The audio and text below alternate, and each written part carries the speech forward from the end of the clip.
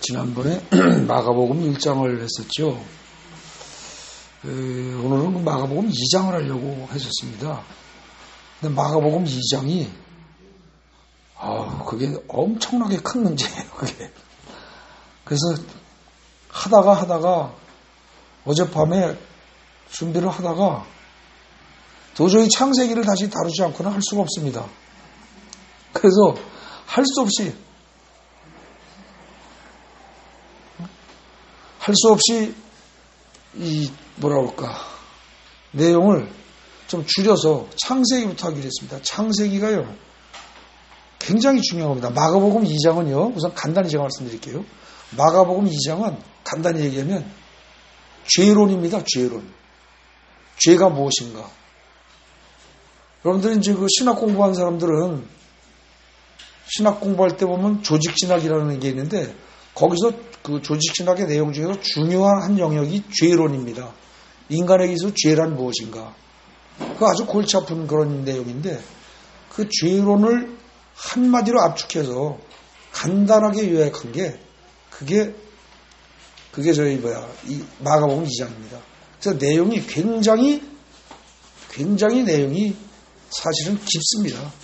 그걸 다루다가 가만히 보니까 출발점이 제대로 갖춰져 있지 않으면 마가복음 2장을 다룰 수가 없더라고요. 그래서 어쩔 수 없이 방향을 돌려서 창세기로 다시 간 겁니다. 그래서 이게 어느 정도 되고 나면 그 다음에 다시 그 마가복음으로 아마 다음 설교가 또 갈지도 모르겠습니다. 여러분들 지난번에요 마가복음 1장 하면서 예수님이라는 어떤 분이라고 그랬어요? 예수란 말 이름 자체가 구원할 자예요. 그죠? 근데 구원한다고 그럴 때 어디선가 건진다는 뜻인데 건지는 게 여러 가지 있죠. 물에 빠진 사람을 건질 수도 있고요. 그죠? 뭐 여러 가지 있을 수 있어요. 자꾸 무엇인가 안 좋은 상태에 있는 사람을 가난 속에 있는 사람을 건져낼 수도 있고 질병 속에 있는 사람을 건져낼 수도 있고 여러 가지 안 좋은 상태에서 뭔가 건져내는 게 구원입니다. 그죠? 그런데 예수의 구원은 질병도 그렇고 뭐 여러 가지 다른 걸 말할 수도 있는데 제일 중요한 게 죄에서부터 구원한다는 거예요. 그래서 사실은 기독교는 기본적으로 죄라는 개념을 전제로 해서 출발을 합니다. 죄라는 개념을.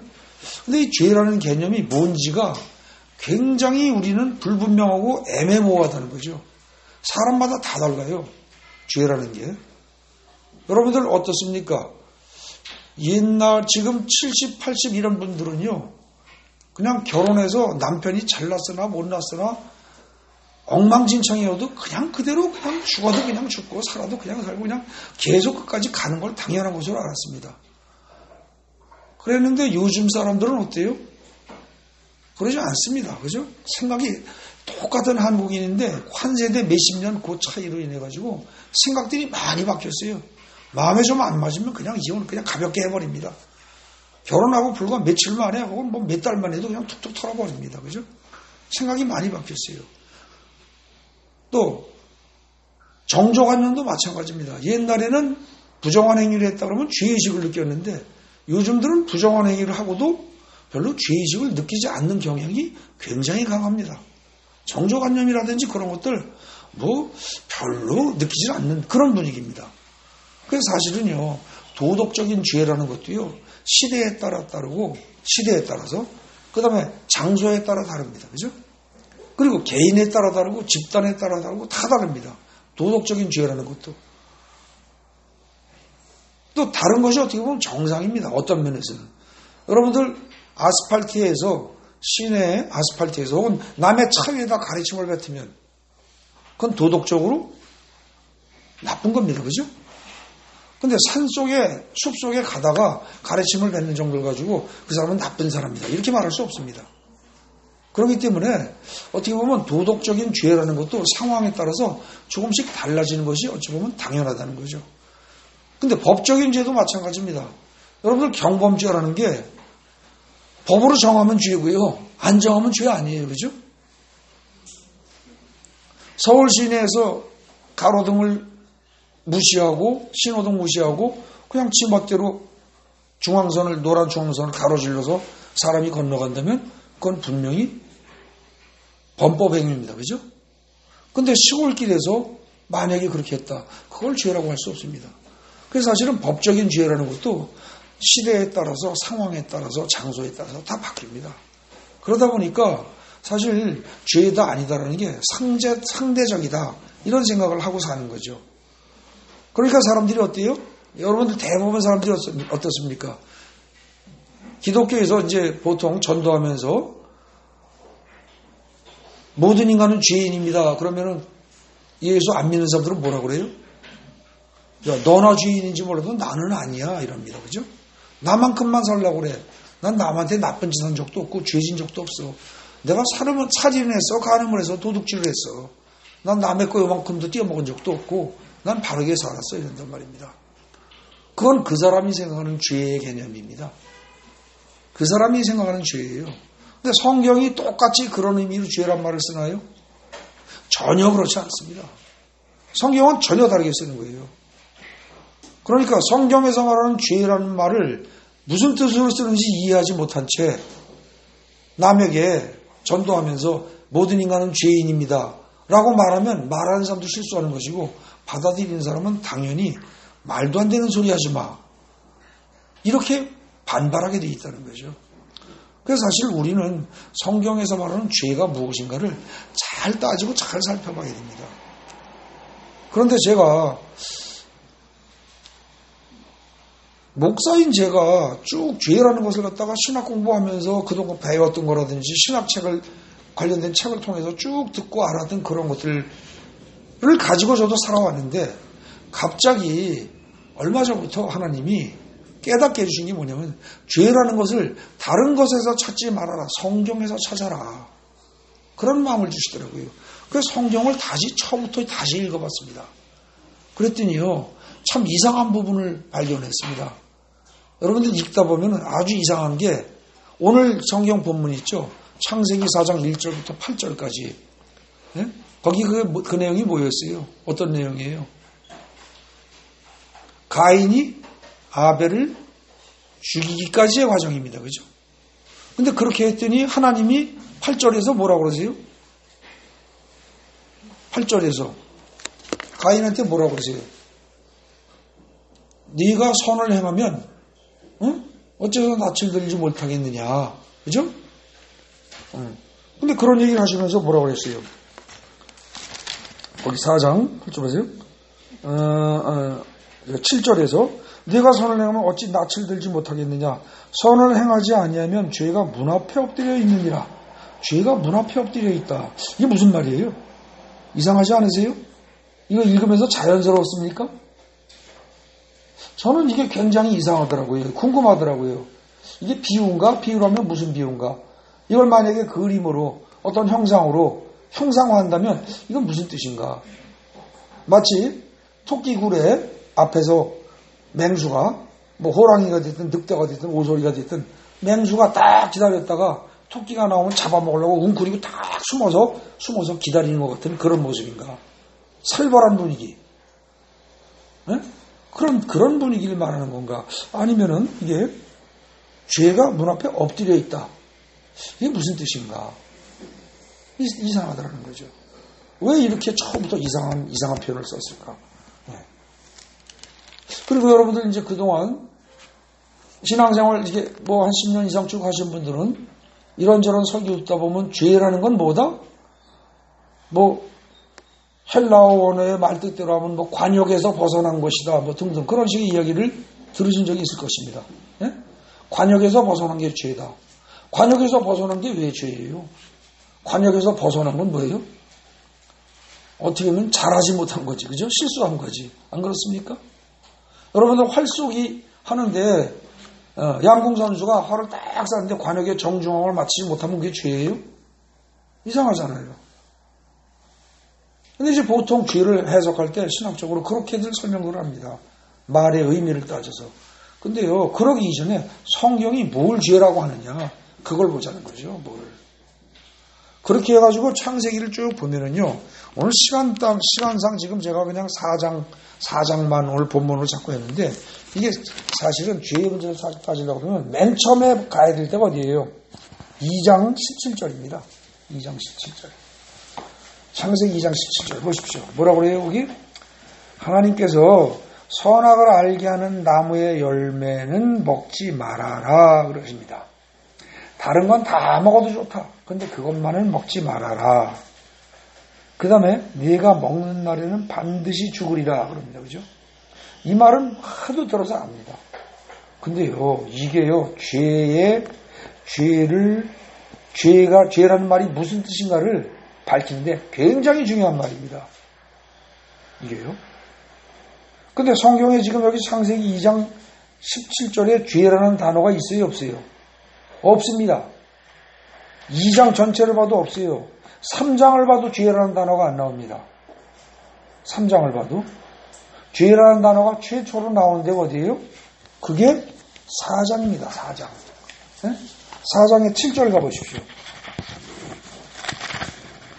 4장의 7절. 거기 뭐라고 되어 있어요? 아까 우리 읽었던 거예요. 네가 선을 행하면 어찌 낯을 들지 못하겠느냐. 선을 행하지 아니하면 죄가 문 앞에 엎드려 있느니라. 죄가 너를 원하면 너는 죄를 다스릴지니라. 죄라는 단어가 3번이 반복해서 나옵니다. 이게 성경에서 죄라는 단어가 제일 처음 나오는 기절입니다. 4장 7절이. 그런데도 불구하고 그러면 죄란 가인의 행동부터가 죄냐? 그렇지는 않습니다. 성경은요, 앞에서 불분명한 건 뒤에서 보충을 하고, 또 뒤에서 또 뭐 불분명한 건 앞을 잘 찾아보면 나오고 서로 연결되게 되어 있습니다. 그래서 죄가 무엇인가를 갖다가 밝히는 게 쭉 찾아보면요, 실제로 어디 나와요? 1번에, 거기 번호 1번에 보십시오. 그러면 바울은 로마서 5장 14절에서 아담의 범죄 이렇게 얘기합니다. 가인의 범죄라고 하지 않아요. 하와의 범죄라고도 하지 않아요. 아담의 범죄 이렇게 얘기를 합니다. 그죠? 그럼 결국은 아담이 선악과를 따먹은 것은 죄를 범한 것이다. 죄를 진 것이다. 그 말입니다. 그죠? 다만 그때는 죄라는 개념 자체가 없기 때문에 그 아담의 그 행위를 죄라고 규정하지는 않은 겁니다. 그러면 아담의 행위가 결국 나중에 죄라는 거예요. 그게. 그럼 아담의 행위가 뭐가 문제가 된 거예요? 그거를 이제 다시 차곡차곡 따지면 죄란 무슨 뜻인가가 밝혀진다는 거죠. 성경에서 말하는 죄가. 그래서 보면은 그게 이제 2장 17절이에요. 뭐뭐를 하지 말아라 하고 금한 것을 어기고 행하는 겁니다. 그죠? 결국 바꿔서 이게 뭐예요? 하나님의 명령을 순종하지 않는 것. 하나님의 명령에 불순종하는 것. 하나님의 명령을 어기고 자기 뜻대로 하는 것. 이게 죄의 기본 뜻입니다. 아시겠습니까? 하나님의 명령에 불순종하는 게 죄예요.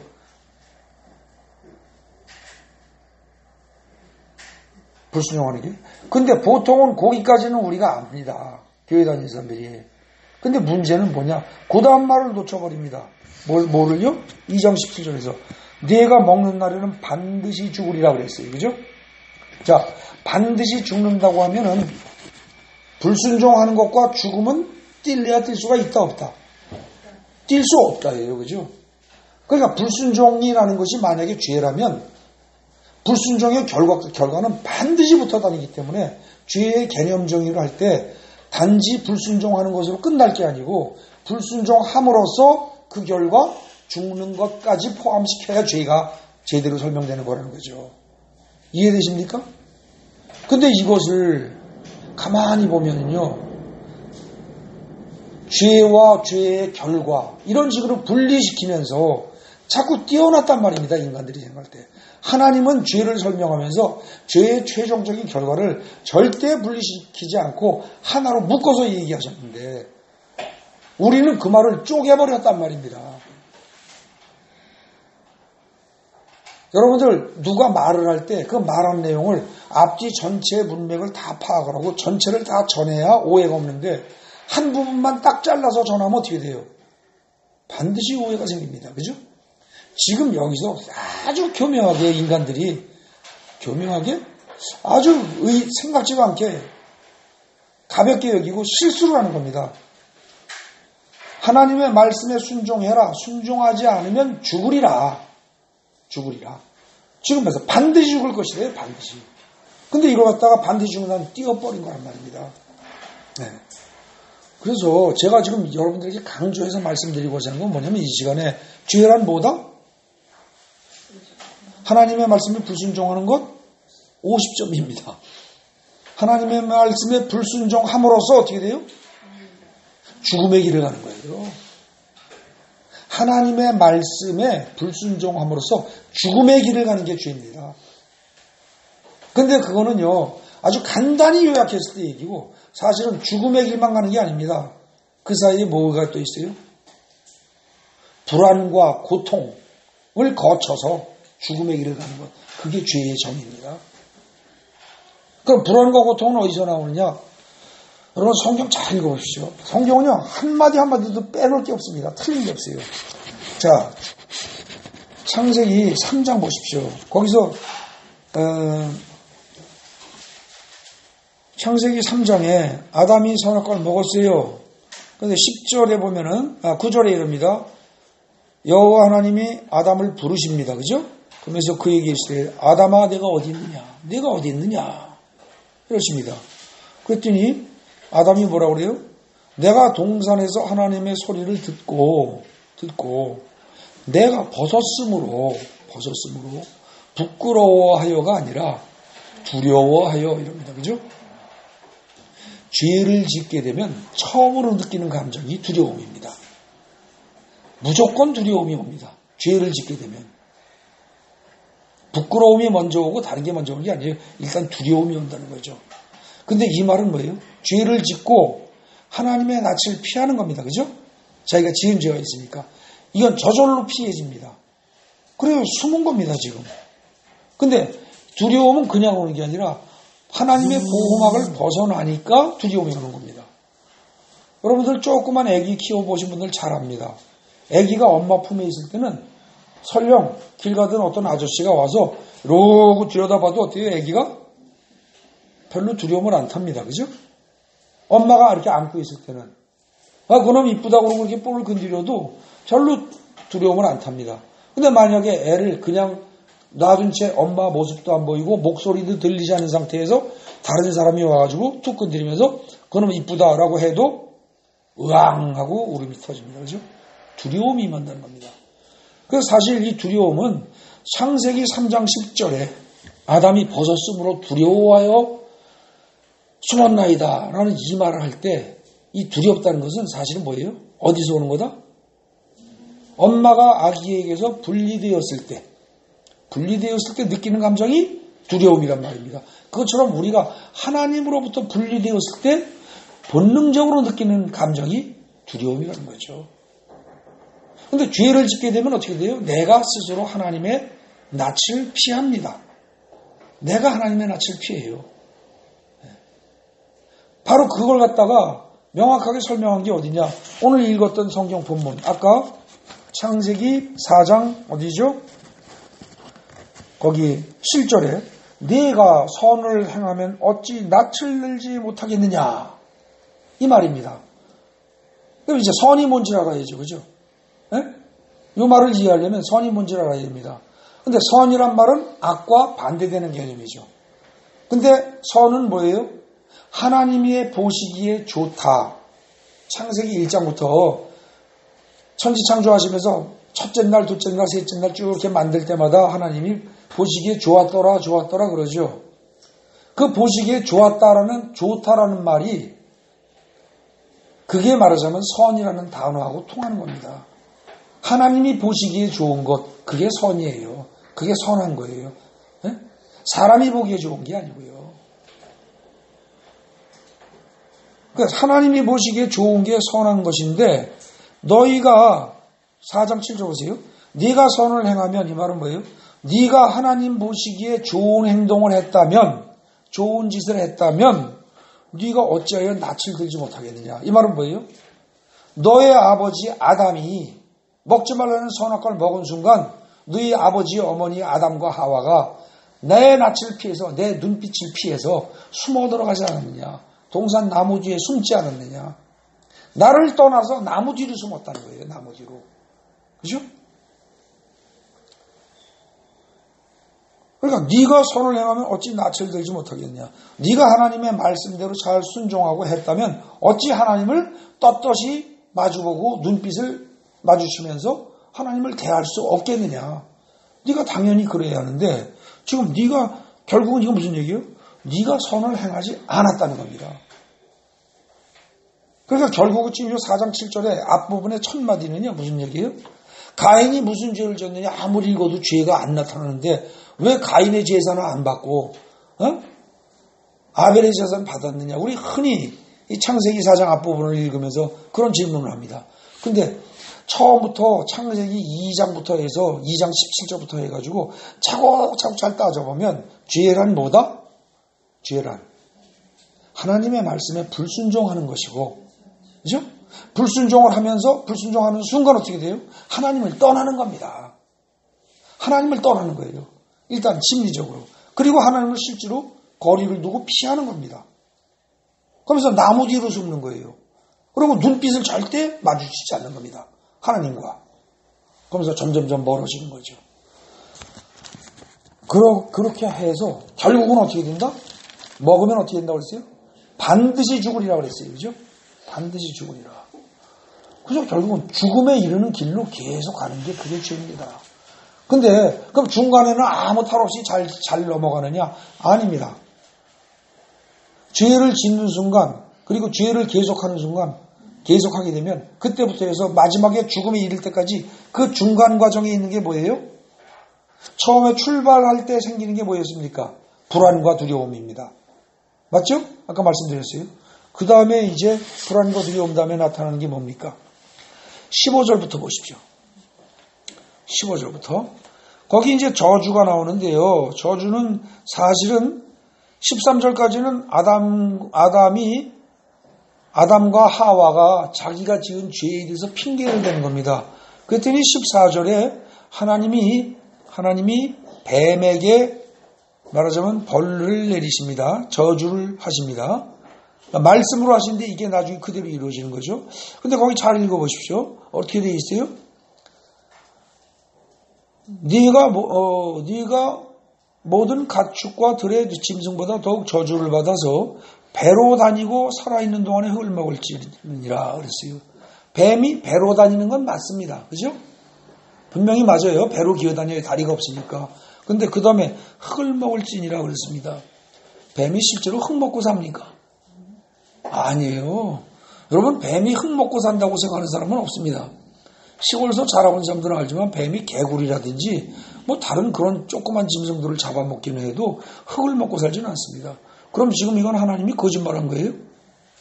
틀린 말한 거예요? 비유죠. 이건 비유입니다. 실제로 흙을 먹는 게 아니고요. 여기서 흙은 뭐예요? 뭘 비유한 걸까요?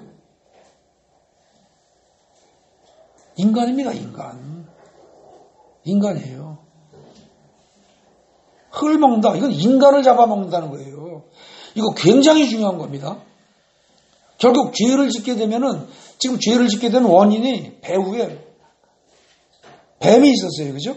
근데 그 뱀은 사실은 땅에 다니는 뱀일 수도 있겠지만 이것도 비유입니다. 이것도 지금 사실은 뭐예요? 사탄이죠. 사탄.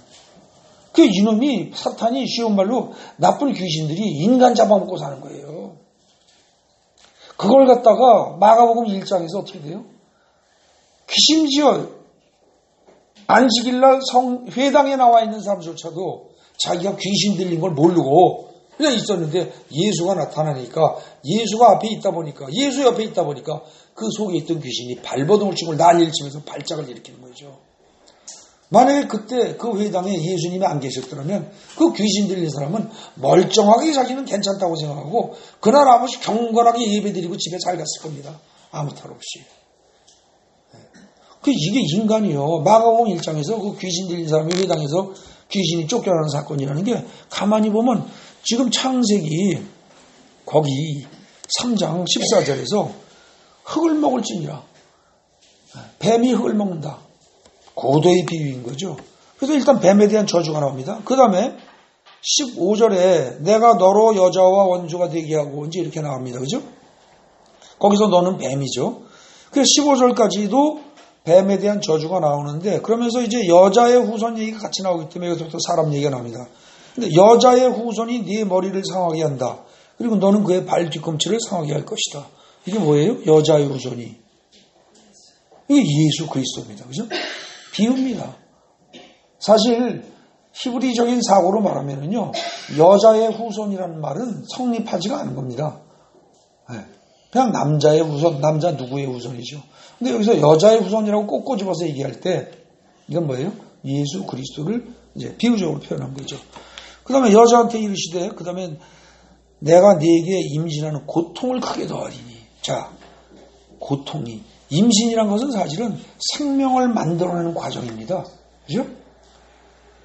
이거는 사람이 과학적으로 기술적으로 하려고 해서 되는 거 아니에요? 굉장히 놀라운 일입니다.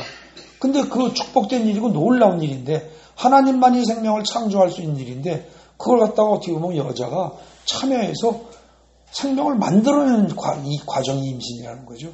굉장히 좋은 것입니다. 귀한 것이고. 근데 거기에 고통이 따른다는 거예요. 그리고 그냥 남자만 바라보고 산다는 거예요. 남편을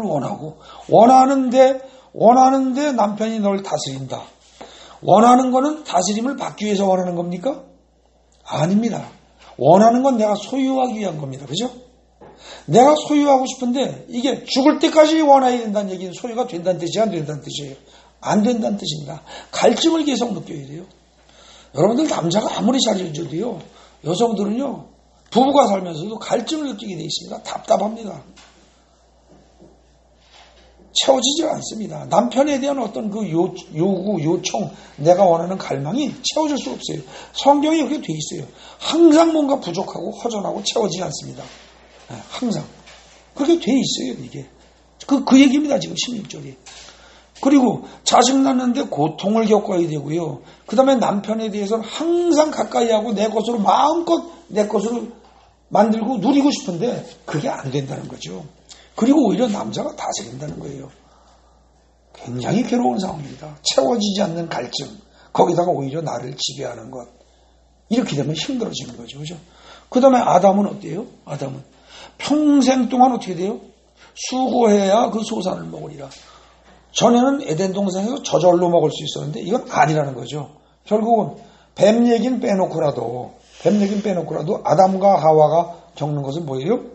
지금 여기 성경에 나온 그대로 하면은 16절에 여자에게 고통이라는 단어가 나옵니다. 그죠?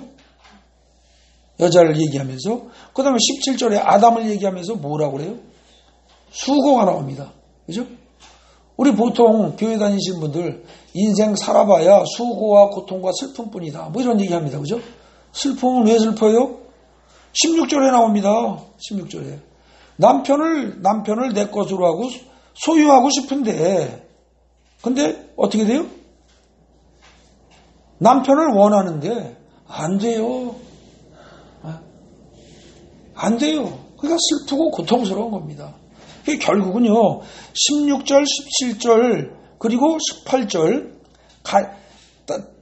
거기요. 땅이 네게 가시덤불과 엉겅퀴를 낼 것이라. 전에는 땅이 가만히 있어도 어떻게 됐어요? 온갖 좋은 맛있는 과일들을 다 냈어요. 근데 이제는 아담이 땀을 흘리고 머리에서 얼굴 전체에서 땀을 삐질삐질 흘리고 경작을 해도 땅이 맛있는 과일과 맛있는 무엇을 내는 게 아니고요. 지금 뭘 낸다고요, 여기? 가시덤불과 엉겅퀴를 낸다. 엉겅퀴라고 해서 우리가 생각하는 꼭 엉겅퀴 그거 아닙니다. 지금 이거는요, 이렇게 가시가 있고 찌르는 무엇이 있는 그런 어떤 관목. 에? 가시덤불하고 거의 같은 뜻이라고 보시면 됩니다. 가시나무 하나가 아니라 가시 하나 난 정도가 아니고 가시가 수도 없이 나는 그런 아주 많은 이만큼 모여있는 숲, 작은 숲, 그런 것을 얘기하는 거예요. 가시덤불과 엉겅퀴를 낸다. 고생해도 별 볼 일 없다는 겁니다. 열매가 없어요. 그래서 얼굴에 땀을 흘려야만 먹을 것을 먹고 그렇게 하고서 그 다음에 마지막에 너는 흙이니 흙으로 돌아갈 것이라. 여러분 어떻습니까? 이 말을 읽으면서 무슨 느낌이 드십니까? 굉장히 문학적이라는 표현이 들어요. 아주 굉장히 부드럽죠, 표현이. 그죠? 근데 이 말은 무슨 뜻이에요? 앞에 나왔습니다. 직선적으로 앞에 한 얘기한 적이 있습니다. 그게 뭐예요? 아까 2장 17절에 뭐라고 했어요? 반드시 죽으리라. 그죠? 반드시 죽으리라고 했어요. 근데 너는 흙에서 취함을 입었기 때문에, 흙에서 취함을 입었으니까 3장 19절이에요. 내가 그것에서 취함을 입었음이라. 그래서 너는 흙이니 네가 너라는 존재가 만들어진 출발이 흙이니까 너는 흙으로 돌아갈 것입니다. 결국 뭐예요? 죽는다는 얘기입니다. 그래서요, 거기 창세기 3장에 선악과를 먹은 후에 13절 정도부터 해서 14절부터 해서 뱀에 대한 저주로 시작을 해서 그 다음에 아담에 대한 저주, 그 다음에 하와에 대한 저주 이렇게 쭉 나올 때 아담과 하와에게 떨어진 하나님의 벌 혹은 저주는 결국 뭐예요? 인간이 살면서 하나님이 그 말씀을 하시기 전부터 아담과 하와는 어때요? 하나님을 피한 순간 보호막에서 벗어났기 때문에 불안과 두려움을 느꼈고 불안과 두려움 속에서 하나님이 이렇게 될 것이다라고 말씀하심으로써 그때부터 어떻게 돼요? 수고와 고통과 아무리 애를 써도 열매가 별로 없는 거예요. 여자가 아무리 애를 써도 남편이 내 뜻대로 다 따라주질 않고 남자가 아무리 땅에서 일을 하고 고생을 하고 해도 원하는 만큼 먹을 게 나와주지 않는 거예요. 그러니까 결국 어떻게 돼요? 노력해도 결과가 없으니까 슬퍼요. 그죠? 그러니까 수고와 고통과 슬픔뿐인 거예요. 그게 계속되는 겁니다. 그러다가 결국 어떻게 돼요? 그것이 계속 반복되다가 그걸로 끝나는 게 아니라 저주받았던 뱀이 어떻게 돼요? 여자의 후손의 발뒤꿈치를 상하게 하고 했는데 이게 예수의 발뒤꿈치를 상하게 하는 건데 그렇게까지 얘기해도 좋지만 그렇지 않고 그냥 그대로 보자고요. 여자의 후손 그러지 말고 여자의 후손을 예수로 보지 말고 그냥 인간을 말할 수도 있다고 볼 수 있지 않습니까? 그죠? 그렇게 본다면 어떻게 돼요? 인간 전체가 결국 뭐예요? 뱀과의 싸움이라는 거예요. 뱀과의 싸움이다. 사탄과의 싸움이라는 겁니다. 근데 인간의 싸움은 사탄과의 싸움은 이기게 돼 있다, 지게 돼 있다. 지게 돼 있어요. 지게 돼 있습니다. 쉽지 않아요. 그래서 결국은 뭐예요? 뱀이 흙을 먹는단 말. 그거 자체가 이미 뭐예요? 그냥 단순한 인간은 사탄과의 싸움에서 무조건 당하게 돼 있다는 거예요. 흙이 뱀을 먹지는 않잖아요. 그죠? 오히려 흙은 어떻게 돼요? 뱀이 배를 깔고 살아갈 기반이 되는 겁니다. 그렇잖아요. 그러니까 지금 이 창세기요 3장에 이 선악과를 먹은 후에 하나님이 뱀에게 그리고 아담과 하와에게 하신 이 말씀 하나하나는요. 이건 사실 뭐예요? 죄의 결과 인간이 겪게 되는 고통, 불안에서부터 시작해서 고통과 수고와 슬픔을 다 비유적으로 아주 재미난 어린이들이 듣기에 재미있을 만한 그런 이야기처럼 그냥 부드럽게 쭉 써놓긴 했지만 결국 전체적으로 한 얘기는 죄를 진 결과 불순종을 한 결과 네가 죽는 게 당장 죽는 게 아니다 이겁니다. 당장 죽는 게 아니고 평생 동안 수고와 슬픔과 고통 속에 살다가 결국은 어떻게 된다? 너희들 자신이 흙으로 된 너희들 자신이 뱀의 밥이 돼서 죽는다는 거예요. 이해되십니까? 뱀의 밥이 돼서. 그러니까 이건 굉장히 심각한 겁니다. 근데 이런 뜻을 모른 채 창세기 이거 좀 말이 이상하다. 2장 17절에서 먹는 애는 반드시 죽으리라 그랬는데 아담이 금방 죽지도 않고 930세까지 살지 않았느냐? 900년을 넘어 살지 않았느냐? 시간이 문제가 아니에요. 그 사는 과정이 어땠어요? 계속 죽어가는 과정이에요. 고통의 과정이고 슬픔의 과정이고 수고의 과정이고 어떻습니까? 여러분들 인생이 그렇지 않습니까? 기쁜 날이 있으면 얼마나 있습니까? 정말 60평생, 70평생, 80평생 100세를 살아도 거의 다 수고와 슬픔뿐입니다. 고통뿐입니다. 죽도록 고생해야 조금 먹을 거 생기고 그거 조금 더 생겨도 어떻게 돼요? 병으로 고생하고 그러다가 늙고 그러면서 그냥 죽어버리는 겁니다. 그게 인생이에요.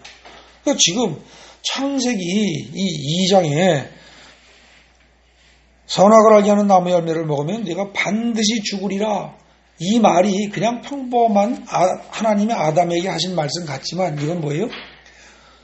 선악을 알게 하는 나무 열매를 먹으면, 먹지 말라고 한 것을 네가 먹으면, 즉 하나님의 말씀을 어기면, 하나님의 말씀에 불순종하면 그것이 죄인데 그 죄는 반드시 동전에서 앞뒷면을 구별할 수가 없죠. 뛸 수가 없어요. 그죠? 동전의 앞면과 뒷면을 구별해낼 수가 없습니다. 분리할 수가 없어요. 그것처럼 반드시 따르는 결과가 뭐다? 죽음이다. 근데 그 죽음은 그 자리에서 즉각 오는 거다? 그게 아니고 상당한 일정 기간 동안에 수고와 슬픔과 고통을 계속 거치면서, 그죠? 그렇게 하다가, 그렇게 살다가 자기도 모르게 뱀의 밥이 돼요. 귀신의 밥이 돼요. 귀신에게 잡혀먹히면서 그러면서 끝난다는 거예요. 이거 제대로 알면은요, 이거 섬찟한 얘기예요. 근데 이걸 아무렇지도 않게 우습게 보고, 에이, 창세기에 2장, 3장에, 창세기 3장에 나오는 선악 까먹은 얘기, 에이, 그거는 비유야, 우화야, 설화야, 신화야, 등등 이래가면서 가볍게 생각하는 사람들. 그러면서도 자기는 잘났다고 생각하는 사람들. 딱한 사람들입니다, 사실은. 헛똑똑한 거죠. 절대 아닙니다. 이건 굉장한 고도의 비유입니다. 자, 그걸 일단 아시면, 여러분들, 이 주보에 제가 요약한 중에, 여기다 보십시오. 맨 마지막 페이지, 거기에 몇 글자 보충할 게 있습니다. 자, 첫 줄부터 읽어보겠습니다. 첫 줄, 그런데, 죄와 죄의 결과는 결코 분리될 수 없는 필연적인 관계이므로 죄란 단순히 하나님의 말씀에 불순종하는 것하고 그렇게 끝낼 게 아니고요. 어떻게 해야 된다? 반드시 따라다니기 때문에 죄란 하나님의 말씀에 불순종함으로써 사망의 길을 가는 거예요. 아시겠어요? 사망의 길을 가는 것까지가 죄입니다. 그게 죄의 개념정의예요. 근데 이 말을 조금 제가 이렇게 간단히 하느라고 이렇게 쓰기 썼지만 중간 과정을 다 쓰면 어떻게 돼요? 하나님의 말씀에 불순종함으로써 그 다음에 어떻게 돼요? 일단 하나님의 보호막을 자기 스스로 걷어차고 나오고 그 결과 불안과 두려움을 느끼고, 그죠? 그리고 그 이후에 하나님의 말씀대로 싫으나 좋으나 수고와 고통과, 그죠? 이런 삶을 살다가 마귀의 밥이 되어 죽는 것, 이렇게 되는 겁니다. 네? 길게 말하자면. 아시겠어요? 그러니까요, 죄라는 말을 그렇게 이해하면 어떻게 돼요? 자동차 노상주차 해가지고 딱지 띄었다. 경범죄입니다. 그죠? 불법을 저지른 거예요. 어쨌든 대한민국 도로교통법을 어긴 거예요. 그런 의미의 죄하고는요 전혀 다른 거죠. 또 내가 사기쳤다, 뭐 했다 그런 법적인 죄라든지, 내가 남한테 어떻게 했다, 윤리 도덕적인 죄, 이거하고 전혀 다른 거예요. 그러니까 사람이 보는 죄는요, 사람에게 피해를 줄 때 그걸 죄라고 말할지 모릅니다. 근데 하나님이 보시는 죄는 뭐예요? 하나님이 보시기에 좋지 않은 것을 행하는 게 죄예요. 근데 그 하나님이 보시기에 좋은 것을 행하는 게 선이고 그게 아닌 게 악이고, 그죠? 그 악을 행하는 거, 하나님이 보시기에 좋지 않은 것을 행하는 행동이 바로 그게 죄된 행동이라는 거죠. 그러니까 여러분들, 죄라는 개념을요, 나는 그야말로 길 가면서 가래침 한 번 안 뱉었어. 그리고 나는 남한테 싫은 소리 한 번은 안 했고, 난 남 별로 미워한 적도 없고, 남에게 피해 준 적 한 번도 없어. 내가 무슨 죄인이야. 그렇게 말하면 그 사람이 생각하는 죄하고 하나님이 보시는 죄하고는 다르다는 거예요. 그래서 죄의 개념을 확실히 알아야 됩니다. 어떻습니까? 이제 죄의 개념이 이해가 되십니까? 이렇게 본다 그러면 결국 뭐예요? 제일 큰 죄가 뭡니까? 제일 큰 죄가 아버지한테 아들이 어느 정도 큰 다음에 아버지한테 당신이 내 아버지라는 걸 난 본 적이 없어. 본 적이 없어. 증거를 대봐. 나를 설득시켜봐. 이해시켜봐. 난 당신이 내 아버지라는 걸 인정할 수 없어. 이러고 나서면 그게 제일 큰 죄입니다. 유전자 검사 얘기를 했더니 그것도 당신이 사기칠지 모르잖아. 조작할지 모르잖아. 검사소에 뒷돈 대가지고 똑같다고 조작하는 것인지도 모르잖아. 나는 못 믿겠어. 이러면 뭐라고 그럴 거예요? 하나님의 존재 자체를 끊임없이 의심하고 끊임없이 부정하면서 하나님한테 바닥바닥 대드는 거, 하나님의 존재 자체를 끊임없이 의심하고 끊임없이 부정하는 것, 그게 인간이 저지를 수 있는 가장 큰 죄입니다. 사실은. 이해되십니까? 하나님은 어떻게 돼요? 인간이 태어나기 이전부터 천지를 다 만드시고 모든 걸 풍요롭게 다 갖춰놓고, 그러고서 에덴 동산까지 아주 예쁘게 완벽하게 꾸며놓고 거기다가 아담과 하와를 만들어서 살게 하셨는데, 그 이야기 자체도 부정을 해요. 에덴 동산 이야기는 그건 그냥 하는 얘기지, 옛날 얘기 같은 거지, 그게 무슨 진짜겠어.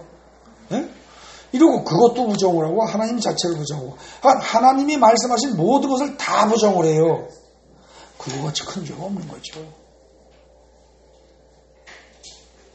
그러니까 예수 전도를 하고 하나님을 믿어라고 전도를 하면은 너나 믿어, 너나 잘 믿어, 나는 죄 진 거 없어, 이렇게 말하는 사람들이 사실은 가장 큰 죄인입니다. 하나님이 말씀하시는 죄라는 기준에 비춰보면 그게 제일 큰 죄인이라는 거죠. 근데 하나님은 그들에 대해서 그 자리에서 벌 하세요, 안 하세요? 안 하십니다. 왜요? 그 자리에서 벌을 하면요, 살아남을 인간이 한 명도 없습니다. 단 한 명도. 그리고 그들이 그렇게 하는 이유가 뭐예요? 모르기 때문이죠. 자기네들이 잘못하고 있다는 사실을 모르기 때문에 그런 행동을 하는 겁니다. 그게 죄인 줄을 모르는 거예요.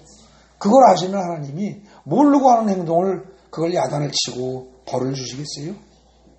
안 그러시는 거죠. 그러니까 하나님은 끊임없이 참고 기다리시는 겁니다.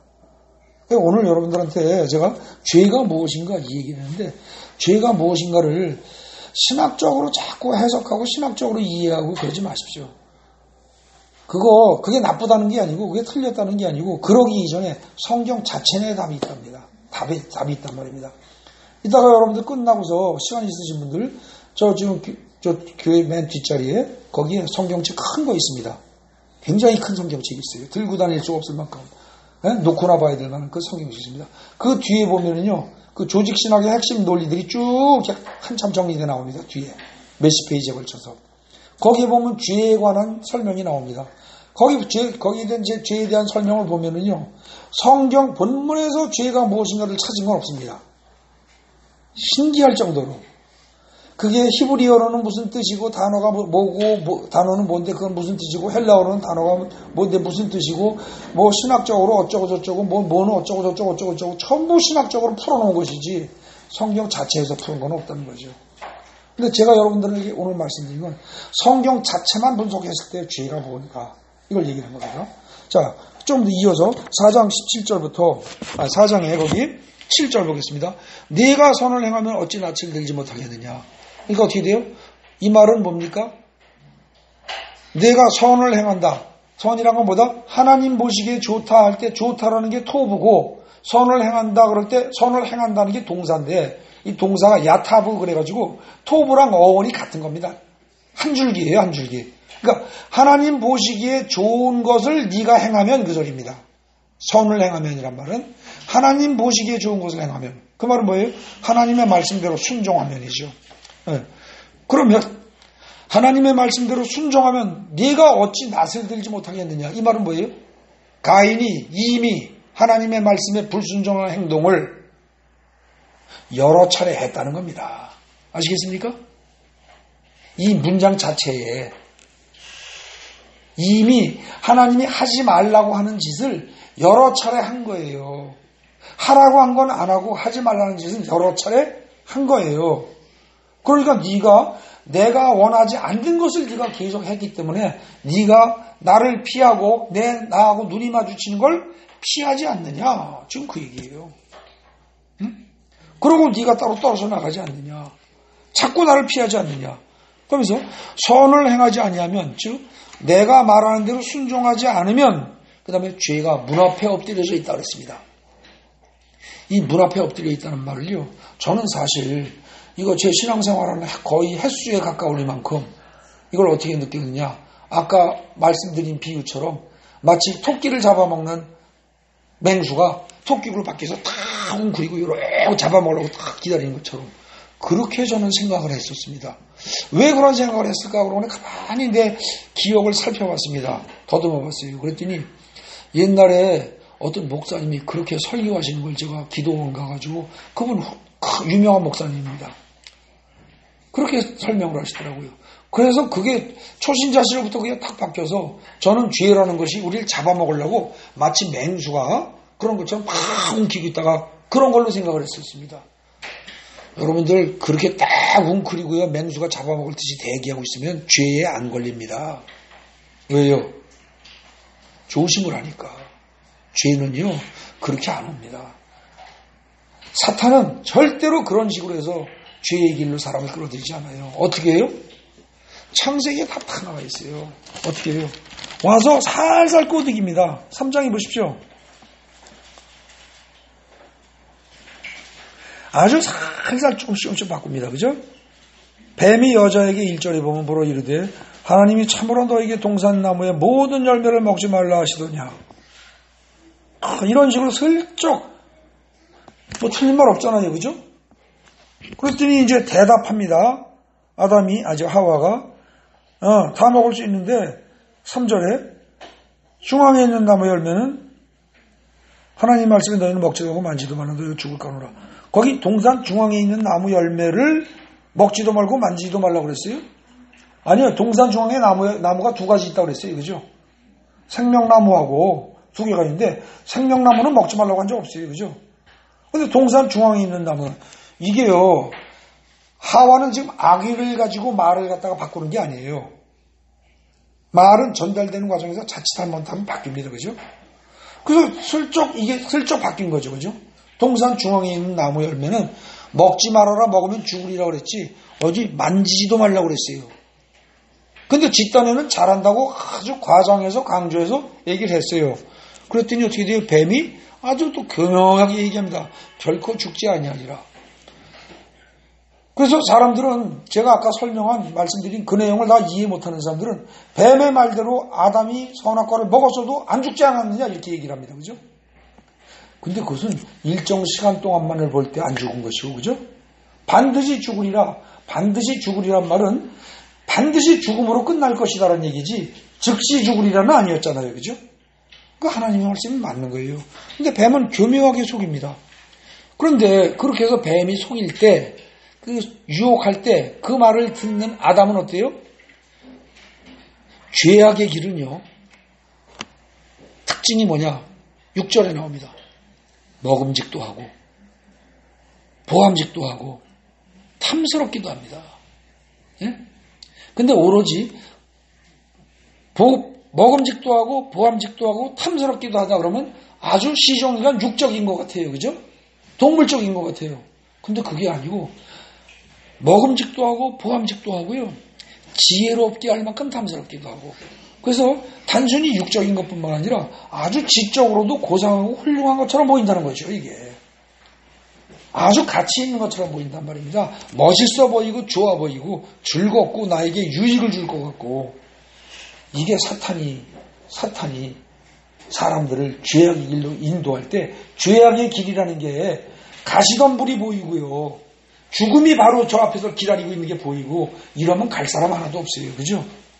여러분들 절벽에 딱 낭떠러지 앞에 떨어져가지고 기쁘고 즐거운 마음으로 뛰어낼 사람이 어디 있습니까?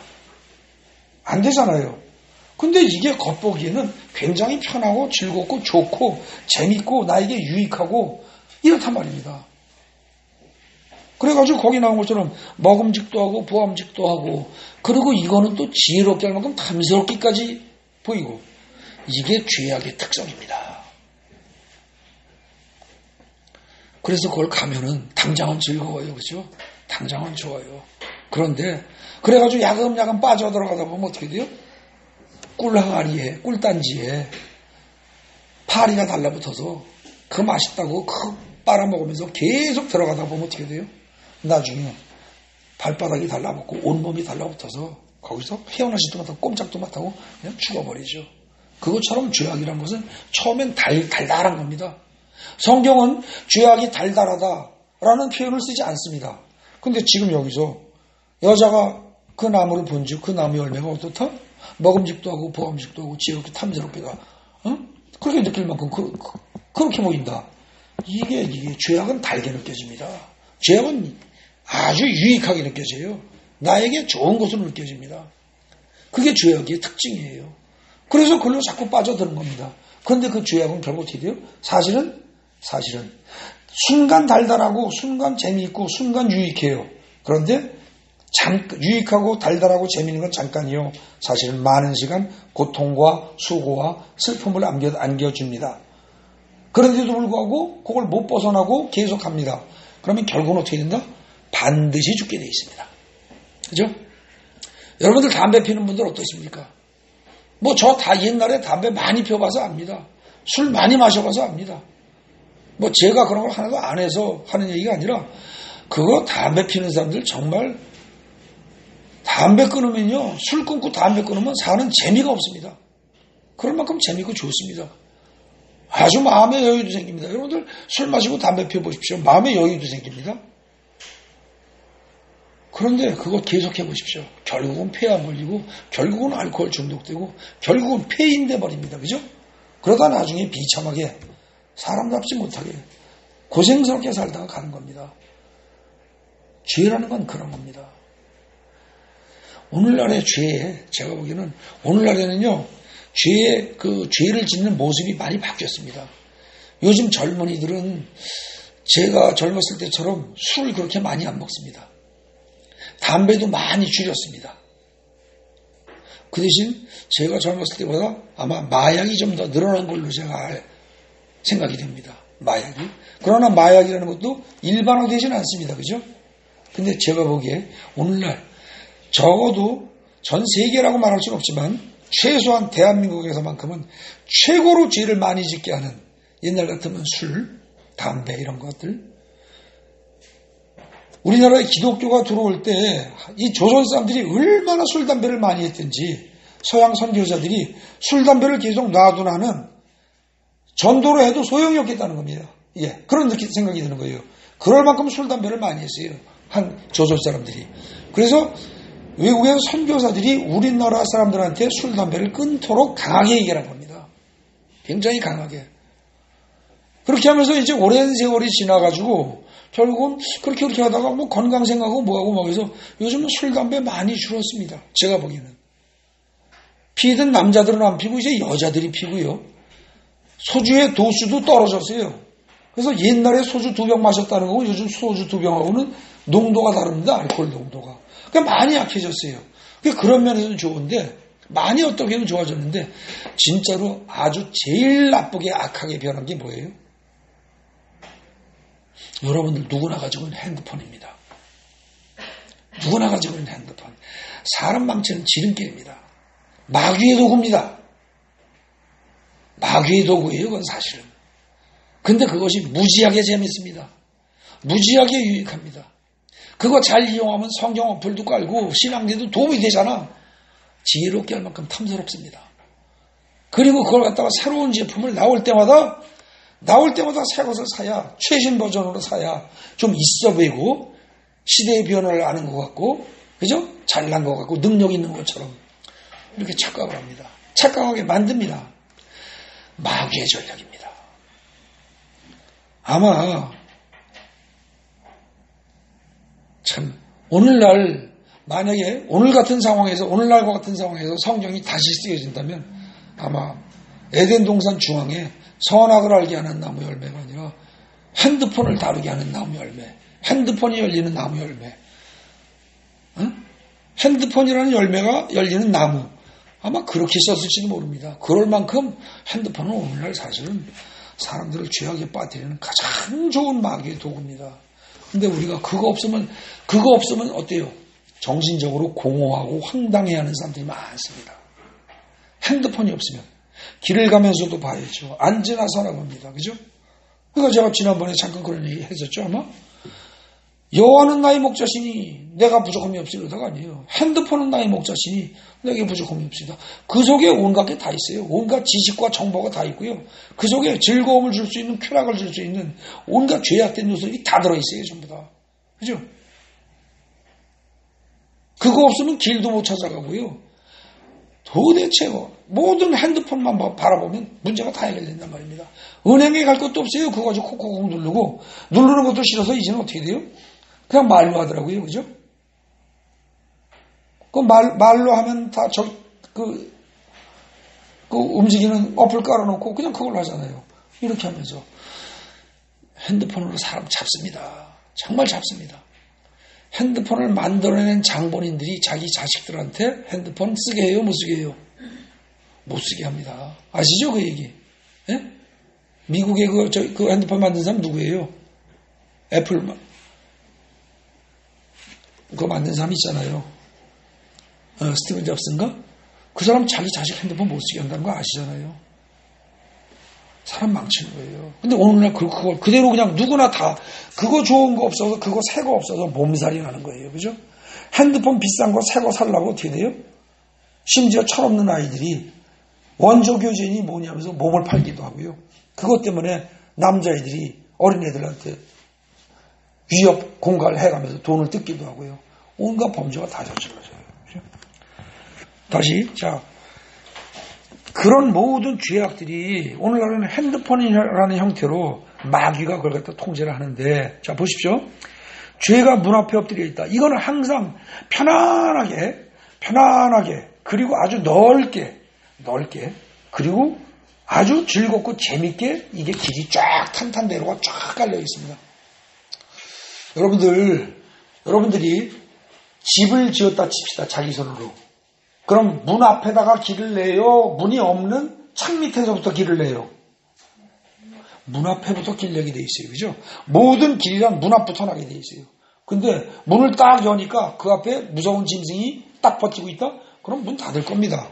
근데 그게 아니고요. 탄탄대로가 기분 좋게 쫙 포장된 도로가 깔려 있단 말입니다. 양쪽에 보면 꽃이 쫙 있고 기분 좋게 달려가는 거죠. 기분 좋게. 죄악의 특성이 그렇다는 겁니다. 바로 문 앞에서 대기하고 있는 겁니다. 항상 항시 대기. 그리고 기분 좋고 편안하고 즐겁고 나에게 유익할 것 같고 그게 죄악의 특성입니다. 먹음직도 하고 보암직도 하고 지혜롭게 할 만큼 탐스럽게도 보이고 그죠? 성경에서 그렇게 표현한 거죠. 그런 그 죄악의 길이. 근데 그 길을 계속 따라가면 어떻게 된다? 처음에는 좋은데 수고와 슬픔과 고통이 계속 이어집니다. 그러다가 최종적으로 어떻게 된다? 마지막 끝은 죽음이다. 사망이다. 그 얘기예요. 그죠? 그러니까 죄가 문 앞에 엎드려 있느니라. 그 앞에다가 죄가 문 앞에 엎드려 있느니라는데 사망으로 끝나는 죄가 문 앞에 엎드려 있느니라. 그렇게 이해하시면 딱 맞습니다. 죄가 너를 원하나. 죄는 사람을 자꾸 끄집어 들이려고 합니다. 자기 길로. 그죠? 자꾸 유혹을 해요. 끄집어 들이려고 해요. 그런데 너는 죄를 다스려야 한다. 그거 네 스스로 거부해야 한다 이겁니다. 자, 이쯤에서 죄가요. 수고와 슬픔과 고통과 궁극적으로 사망에 이르는 길이라는 사실 그걸 염두에 두시고 그리고 요한복음에 보면 예수님이 자기 자신을 뭐라고 그래요? 나는 길이요 진리요 생명이라 그러십니다. 그죠? 왜 그런 표현을 쓰셨어요? 너희가 보통 대부분의 인간들이 가는 길은 어떤 길을 간다? 죄의 길을 간다는 거예요. 죄의 길은 처음에 출발이 하나님과의 분리요 그로 인한 불안과 두려움에서부터 시작해서 그런데도 불구하고 불안과 두려움인데도 불구하고 당장 눈앞에 탄탄대로가 펼쳐진 것 같고 꽃길이 있는 것 같고 먹음직도 하고 보암직도 하고 지혜롭게 할 만큼 탐스럽기도 하게 보인다는 겁니다. 그렇기 때문에 거기 빠져들어 가다 보면 결국은 수고와 슬픔과 고통과 최종적으로 죽음으로 끝나는 길이다. 그런데 나라는 길은 너희가 나를 따라오면 내가 가는 길이 험난한데 그 험난한 길을 너희들 보고 따라오는 게 아니라 나 자신이 길이 되겠다는 겁니다. 나 자신이 비록 좁지만 길이 되어서 너희가 나를 밟고 지나가면 그 길이 곧 진리의 길이요. 그것이 진정한 생명에 이르는 길이다. 그 얘기를 하는 거예요. 그러니까 예수님이 요한복음 15장에서 내가 길이요 진리요 생명이다라는 말씀을 하신 것은 너희가 죄의 길을 가는데 그 길은 사망의 길이요 나는 생명을 안가는 길이다. 그 얘기를 하신 거죠. 그래서 그 7절이 내가 너를 원하고 너는 죄를 다스릴지니라. 죄를 다스리고 그 대신 뭐예요? 생명의 일로 와라. 그 얘기하신 겁니다. 그런데 8절에 보면 어때요? 그러니까 7절은 사실은 하나님이 가인에게 어떻게 보면 야단을 치신 것일 수도 있습니다. 그죠? 꾸중을 하신 것일 수도 있어요. 혹은 가인에게 애처롭게 부탁을 하신 것일 수도 있습니다. 제발 좀 알아들어라.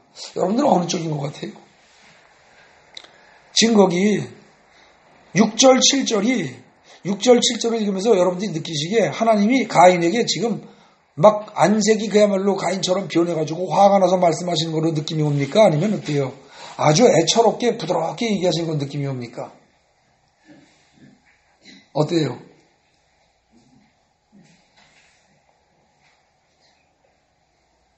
이거는요, 많은 사람들이 이걸 하나님이 가인을 꾸짖는 것으로 이해하는 경향이 강합니다. 근데 사실은 그렇게 보실 일이 아닙니다. 이거는. 왜요? 여러분들 하나님 입장에서 지금 가인은 어때요? 관계가. 큰손주예요. 큰손주, 장손이에요. 여러분들 나이 먹어가지고 손주 봐보세요. 그럼 느낌이 어떤가? 내 자식은 별로 이쁜 줄을 몰라요. 이상하게. 근데 손주는 엄청 이뻐요. 그 중에서 장손, 그 아들 장손, 아이고 이거 진짜 눈에 넣어도 안 아파요. 근데 이 녀석이 지금 자꾸 빗나가요.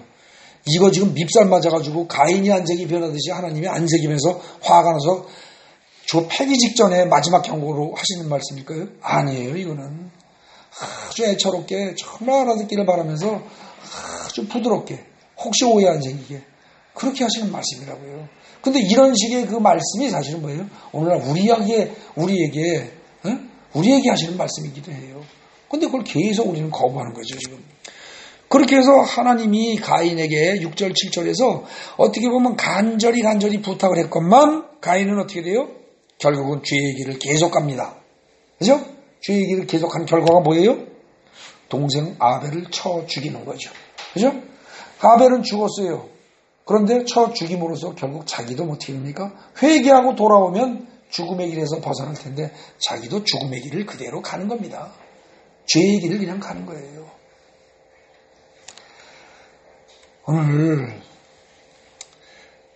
오늘 이제 말씀드린 건 뭐냐면은 1장, 2장, 창세기에서요, 지금, 적어도 2장, 3장, 4장을 갖다가 지금 쭉 왔다 갔다 하면서 죄의 문제를 살폈습니다.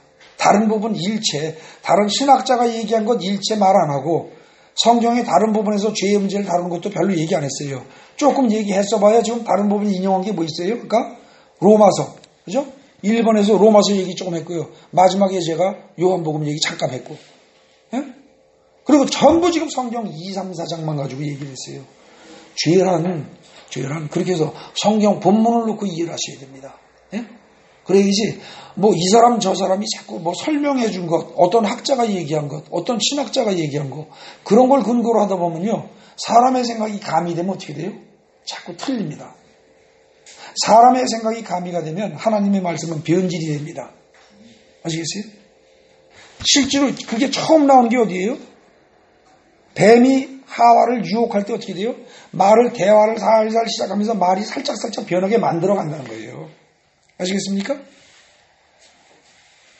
그렇기 때문에 이게 하나님의 말씀을 살짝 변질시키는 것, 그러므로서 결국 나중에는 전혀 다른 말씀으로 변질시키는 것, 그걸 막기 위해서 성경은 창세기 출애굽기 여기서부터 뭐라고 그래요?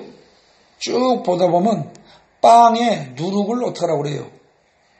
유월절 빵에 누룩을 넣지 말아라 그러죠. 성경에 말하는 빵은 나중에 하나님의 말씀이 생명의 떡이죠. 그죠? 육신의 떡이 있는데 육신의 떡에는 누룩을 넣어요. 보통들. 누룩을 넣으면 빵이 맛있게 부풀어요.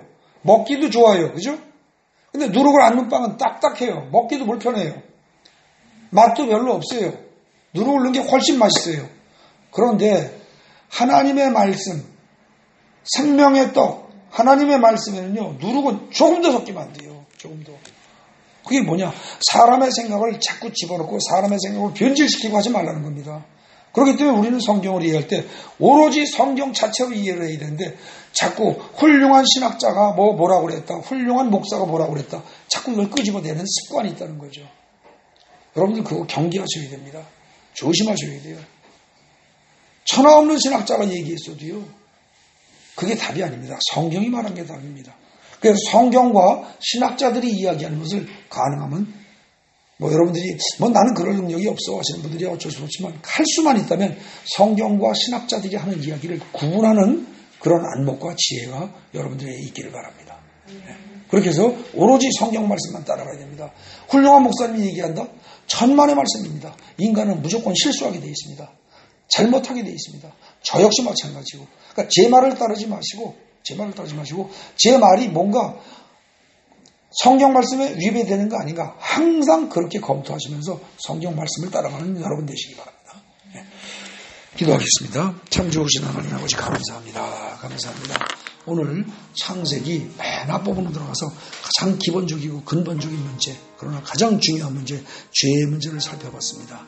하나님의 말씀에 근거해서 죄란 무엇인가를 살펴본 결과 죄란 하나님의 말씀에 불순종함으로써 사망에 이르는 길이라는 그런 의미를 깨닫게 해주시니 감사합니다. 주여, 우리가 크고 작은 여러 가지 죄를, 특히 핸드폰만 가지고 하루 종일 살아가면서 시간을 낭비하고 하나님이 주신 귀한 시간을, 귀한 생명을 낭비하고 온갖 죄를 저지르면서도 그냥 즐겁게 산다고, 행복하게 산다고, 만족스러운 인생을 산다고 착각하는 이 불쌍한 인생들을 주님 건져 주옵소서. 주님께서 강권적으로 역사하셔서 우리를 그런 죄악의 길에서 주님 건져 주시옵소서. 이번 한 주 동안 죄악이 무엇인지, 내 삶의 속에 실제로 존재하는 죄악이 어떤 형태로, 어떤 모습으로 얼마나 많이 있는지를 보다 더 깊이 생각하고 회개하며 죄악된 길에서 돌아와서 주님께로 나아가는 그런 한 주가 되도록 주께서 인도해 주옵소서. 예수님 이름으로 감사드리며 기도 올립니다. 아멘.